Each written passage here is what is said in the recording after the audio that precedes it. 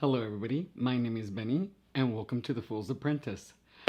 So today I am really excited about the video. Today we're going to be discussing Connecting with the Tarot by Dawn Michelle from Boho Tarot. I have been looking forward to this book for quite some time now and it's finally here. So today we're going to do a little walkthrough over her book. I'm not going to go over the whole thing because I don't want to ruin it for those of you who are waiting it or wanting to purchase it, but I'll give you an idea what's in the book and the activities that she wants you to do when working with one of your decks. On top of that, I will discuss the kind of decks that I have pulled out in consideration of which one I would end up using. There were some that I really wanted to use, but for the reason I'll explain later is why I didn't. And then finally, I have brought it down to 2 decks, and we'll see if I'm able to decide by the end of this video. If not, I will do a video where I decide which one I pick, why I picked it, and then maybe I'll do an activity or 2 from the book and go over that. Okay, so no further ado, I'm going to flip the camera over and we're going to get into the book. One moment, please. And I'm back. So, Dawn Michelle's Connecting with the Tarot, a guide for bonding with your deck. So excited about this. It took a while to get here because Amazon had made several mistakes, but the point is that it got here. So, going through the book, she has her in page, her copyright, some legal information about herself, really short. Has the table of contents. It has 147. How many pages does it have? It has 171 pages. And so I went through some of the book. I've actually read a couple of chapters, and I like what she wrote. She really talks about how you want to end up using this book, how to bond. One thing that I really enjoyed is right here on page 9. As tarot is often used for guidance, insight, and reflection, most readers see their deck not just as a key to self or connection to divinity, but as a trusted friend. And I can tell you that is so true for me. Every day I work with the tarot to provide me some guidance through the day.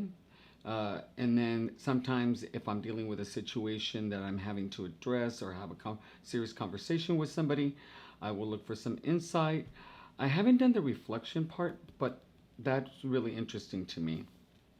So bonding with the tarot, she gives you 7 different activities that you could do. And of course, she mentions that there are among others. So you have all these different options available to you, which I really like that she's done that. Working with your guidebook.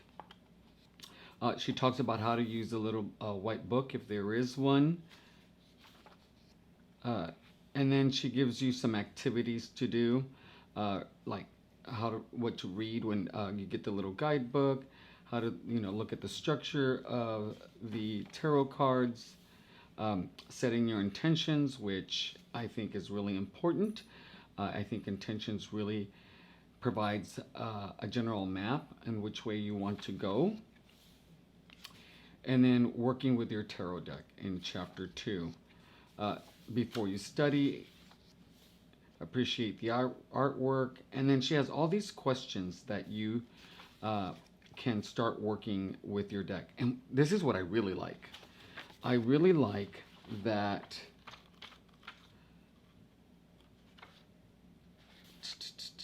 where am I?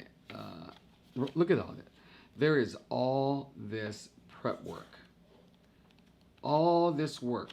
I didn't know there was that much work that could be done in working with your deck until this book came and I started going through it. So that is amazing.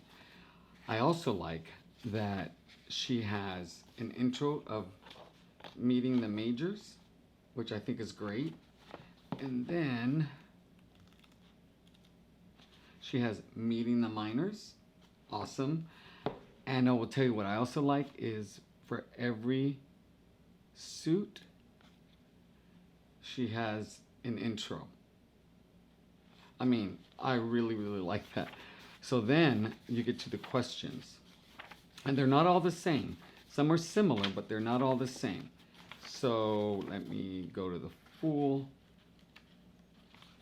She has a general introduction of the card, its meanings. She has keywords, some questions, things to reflect on, and then the rest of the deck goes from there.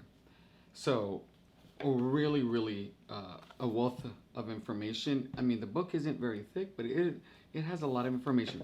Another thing that I really like is that the text itself is really easy to read. I mean,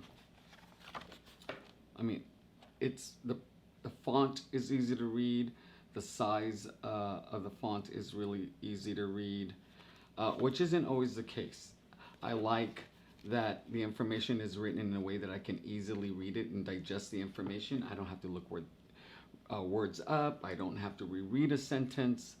But I will tell you, not all books are the same. And I'll tell you, some guidebooks drive me crazy because the font is so small. So, like the Silver Acorn Tarot Guidebook, love this deck. This guidebook has really good information on the cards. But look at that print. It is so tiny. Like, I really struggle to read this.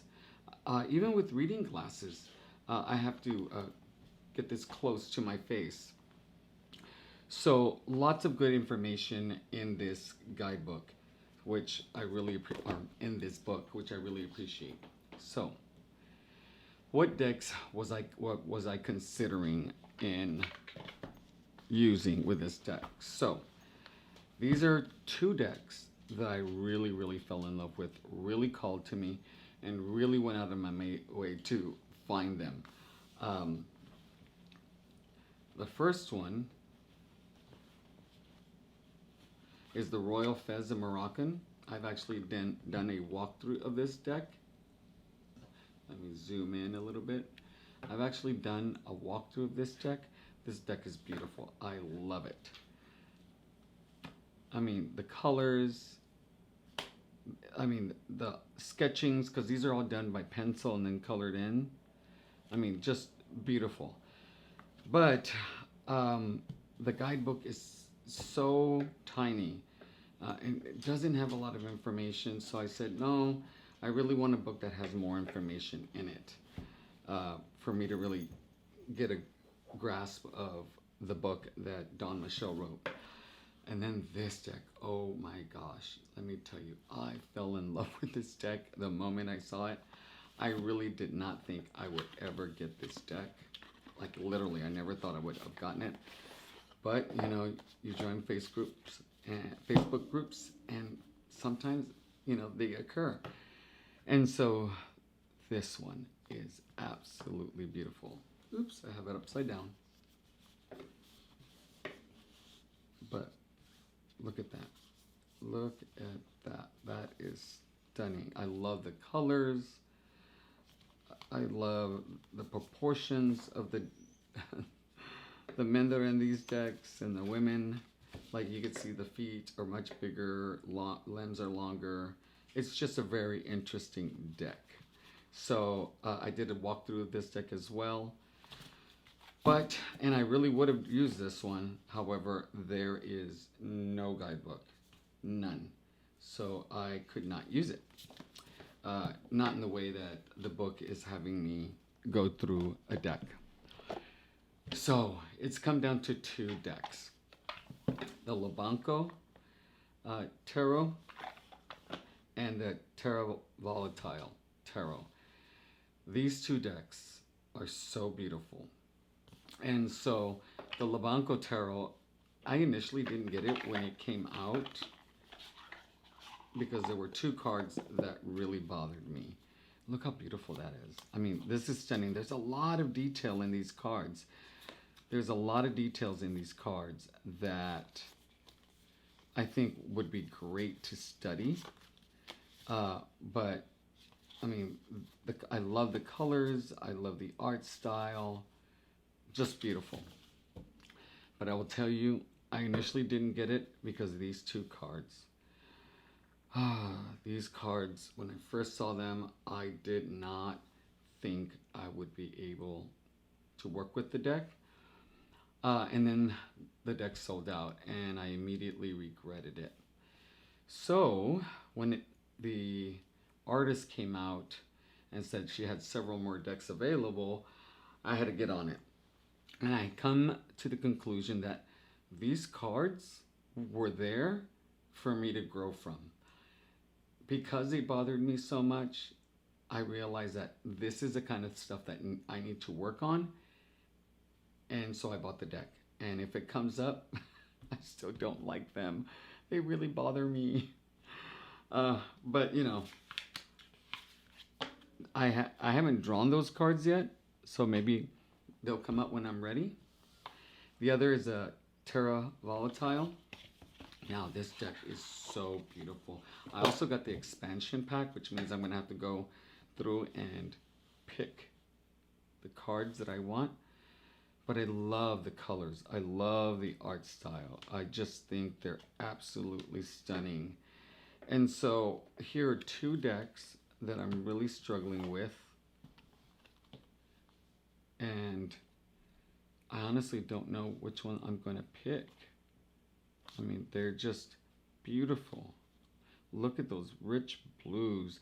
I love that we have a man and a woman, two men and two women for the Two of Cups. I just talk about speaking to your audience, being inclusive. I mean, and there's a lot of information. I will say I'm a little intimidated if I pick this deck because there's a lot in here. I think there's a lot that I'm not going to understand. But I will say that these are two decks that I really want to work with. And so, which one do I pick?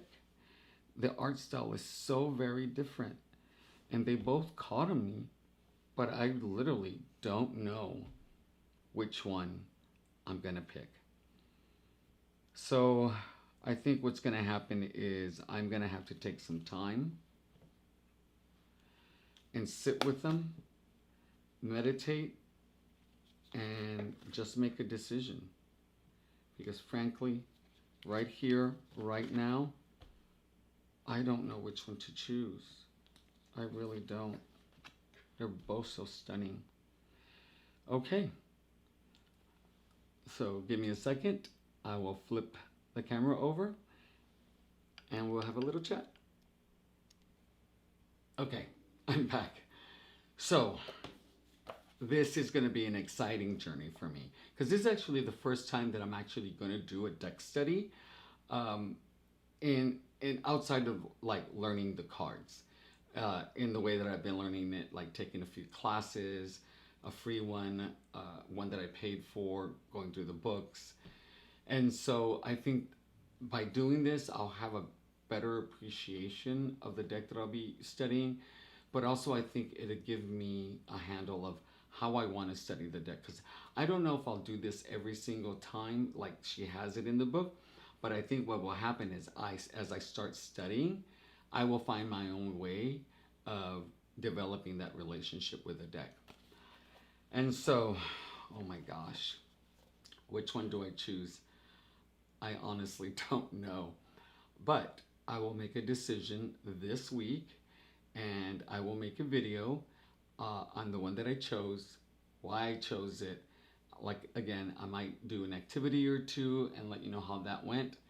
But until next time, thank you for joining me. My name is Benny, and I'm the Fool's Apprentice.